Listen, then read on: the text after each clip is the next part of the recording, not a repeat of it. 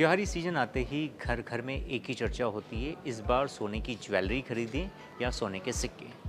वैसे तो दोनों ही चीज़ें काम की हैं, क्योंकि ज्वेलरी पहनने के काम आती है तो सिक्के निवेश के लिए सही माने जाते हैं।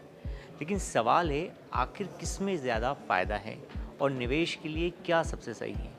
तो चलिए इसे एक उदाहरण से समझते हैं। पहले बात करते हैं गोल्ड ज्वेलरी की। गहने खरीदते समय सिर्फ सोने का भाव ही नहीं देना पड़ता है, साथ में मेकिंग चार्ज और जीएसटी भी जुड़ जाता है। मान लीजिए सोने का भाव 11,000 रुपये प्रति 10 ग्राम।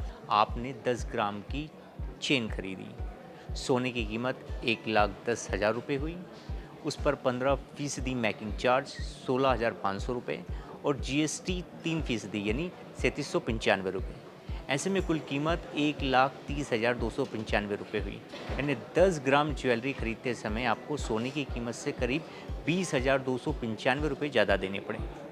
अब बारी आती है 10 ग्राम सोने के सिक्के की। गोल्ड कॉइन आमतौर पर निवेश के लिए खरीदे जाते हैं और इनमें मेकिंग चार्ज बहुत कम या ना के बराबर होता है। अगर आप 10 ग्राम का गोल्ड कॉइन लेंगे तो सोने की कीमत होगी 1,10,000 रुपये। जीएसटी 3% 3,795 रुपये।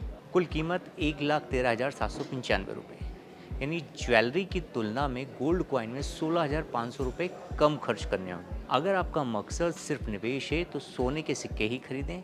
इसमें मेकिंग चार्ज नहीं कटता, पैसा सीधे सोने में लगता है। वहीं ज्वेलरी पहनने के लिए इस्तेमाल होती है तो उसमें पैसा बचाने का कोई ऑप्शन नहीं है। एक्सपर्ट्स भी सलाह देते हैं कि निवेश के लिए सिक्के ही खरीदें।